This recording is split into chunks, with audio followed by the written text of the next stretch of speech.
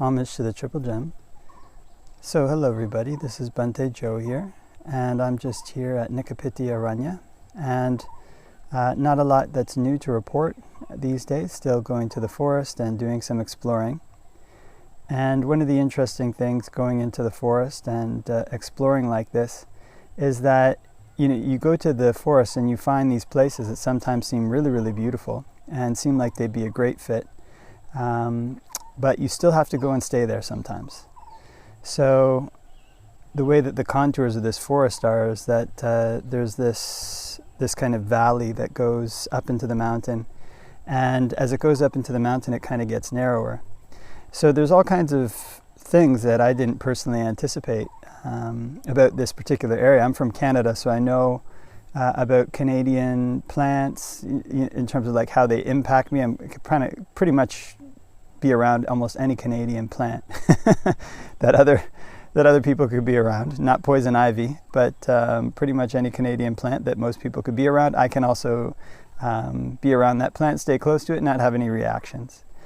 Here in Sri Lanka, I don't know many of the different plants, and actually I do have reactions to some of the plants, kind of like an allergic reaction or something. And sometimes I don't, as I mentioned, don't know which plant it is, so can't say what it is. Maybe it's maybe it's grass, maybe it's something else.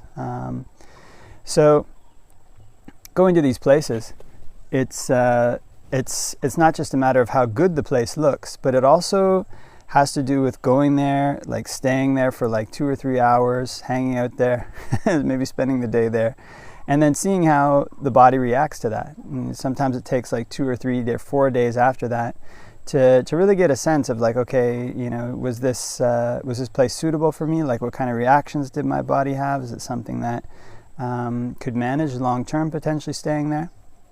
So it's not always so obvious. Actually, it's kind of interesting. In this place where the valley kind of gets narrower, there's this small hill, and once you go over this small hill, like everything below that hill suddenly gets a lot moldier. Before the hill, there's not as much mold, and it's not something I would have really anticipated. Wouldn't have really thought about that.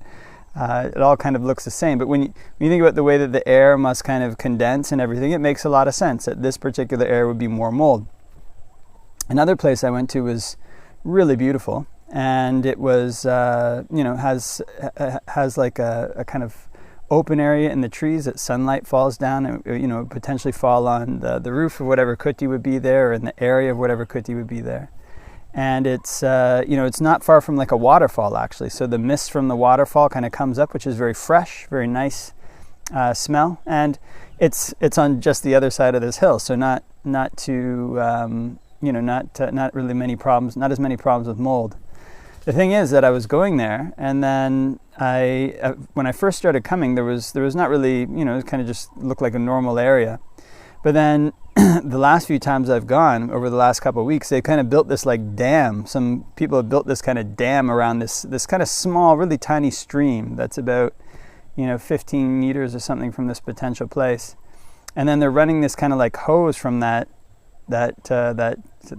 stream over to do like this like illegal mining, kind of do this it's like this open pit mining, looking for kind of like gems, and they sift it, kind of like the gold rush, kind of have like a little sieve, and they sift it out and they look for the gems in there, and they also have to wash that to see if they're missing anything. So that wasn't apparent right away. But after a few weeks, kind of, what's going on here? I kind of realized that something fishy might be happening. So there's similarities to that in the way that a person practices meditation and the way that they direct their mind. Because oftentimes one starts to meditate, especially with like a new technique, with a new way of approaching one's practice, and everything seems really good, seems to go really great, really smooth. Kind of there can be this excitement, or there can be this feeling that that one has finally found the solution to the problems that one is looking for. But then over time, as one practices, one notices that there's certain other parts of the mind that weren't addressed by this particular technique that grow worse. Or there can be ways in which that particular way of meditating, way of applying the mind, actually makes some problems that one had worse. So one has to look to counter them. So one wants to be a little bit careful when one is moving forward in one's practice, not to go too fast and not to go too slow. It's kind of, rush in there to the place to build a potential kuti and, just, try to get it all built up and then find out, oh, wait a minute, there's actually illegal miners operating in this area. Kind of that wouldn't be a really nice place to stay necessarily. I think that the illegal miners might cause some trouble. Or you go to another area and, it looks nice initially, but you build the kuti up there and you find that everything there is full of mold and actually you have, bad allergies there, although it wouldn't necessarily seem that way. So one wants to always kind of take things a little bit slowly, especially when experimenting with new meditation techniques, especially when experimenting a little bit with the dhutangas, with the kind of stricter ascetic practices.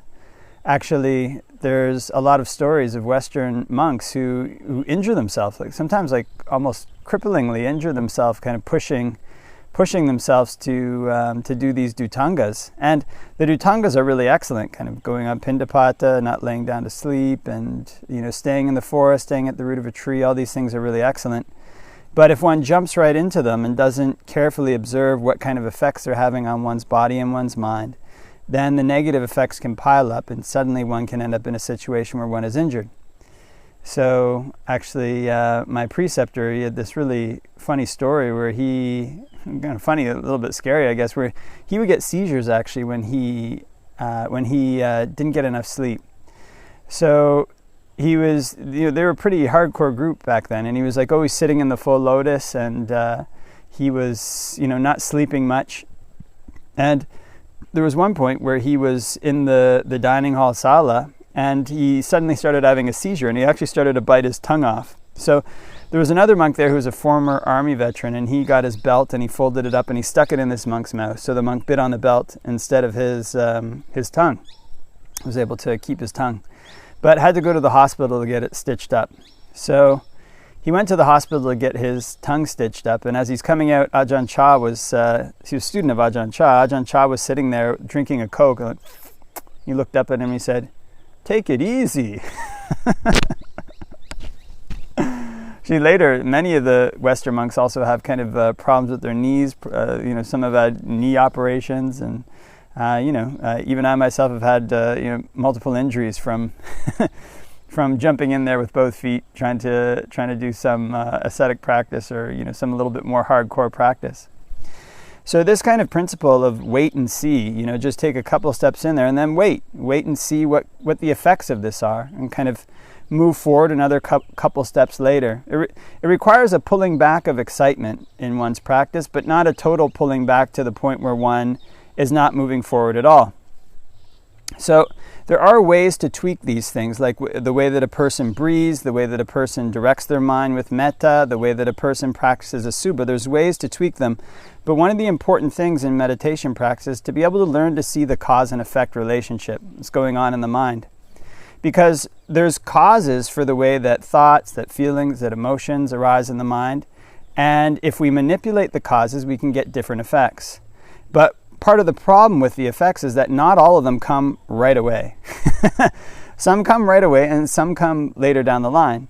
So one wants to be able to try to sift it out and kind of use maybe a little bit of an illegal gem mining metaphor. One wants to be able to sift the gems from the dirt and to see what effects are coming that are good and what ones are bad. So a good practice to undertake when one's meditating is not to be too hasty about it. Kind of can take on a particular new approach and observe what kind of effects that has in getting rid of one's defilements and attacking them, but then just staying with it for a while. Or doing it just piecemeal, just a little bit, and then stop and wait to see what effects it has.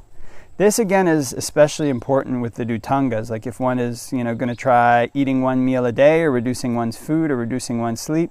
Well, try it out and then see what kind of effect it has, and kind of adjust it slowly.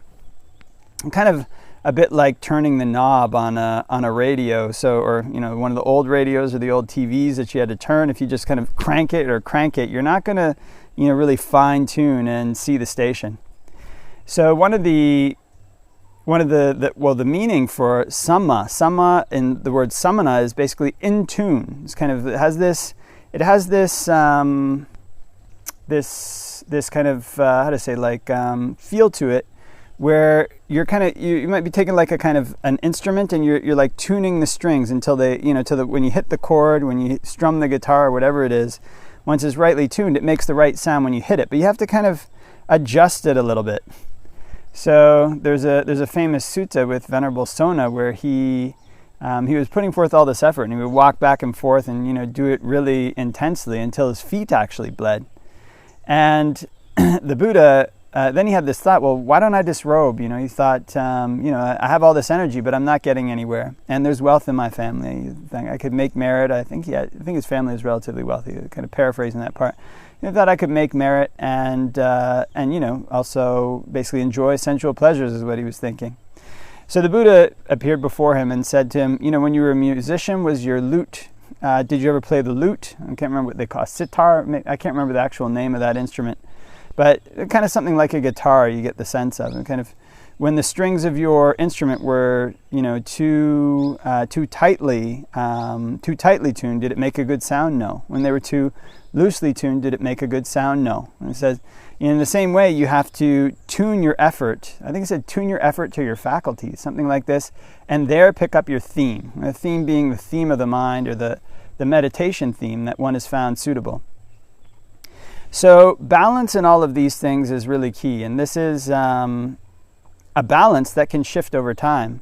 And it's a balance that also requires us patience to be able to see cause and effect, because meditation and the training of the mind in general is about a lot more than just a technique, or a lot more than just kind of brute forcing one's way through this. I mean, there's things that we're doing to cause the mind to be the way that it is, and there's things that we can change to make the mind react in ways that are beneficial for our path. But it requires this attitude of patience, this attitude of taking one step at a time and evaluating how that step was. And to a certain extent, it also requires an attitude of resistance to what the opinions of people outside might be. So one sometimes finds when one's in these situations where, better be careful, better take it easy. You get some people who are like, go ahead and do it right away, kind of get this thing over with. There's this famous example from history. I don't know how famous, but there's an example from history with Julius Caesar. He actually went and fought this general named Pompey. They were both Romans, and Pompey was the foremost general at the time. And he basically had a situation where he could have beaten Julius Caesar. The Julius Caesar came and captured Rome, and then Pompey and all the senators, they left and they went to Greece, which was also a big Roman stronghold. And they went to this place that was really heavily fortified. Julius Caesar kind of chases them through a storm and then surrounds their fortifications. But he had no food. So the general, Pompey, was like, well, I'll just wait him out. Just kind of keep waiting. And these guys Julius Caesar and his army were running out of food. So they actually had to kind of go and harvest these wild potatoes, things like this from the earth, and eat them. But if they were becoming weaker by the day. But the thing was, these senators that were advising Julius Caesar, they told him, it's going to look like a weak victory if we beat them when they're all malnourished. You should, you have this much larger army. You should go out and defeat him. So eventually, this general, who was a very good general, he was waiting, starving out Julius Caesar, starving him out. He listened to these senators and he arranged his army and went to battle with Julius Caesar.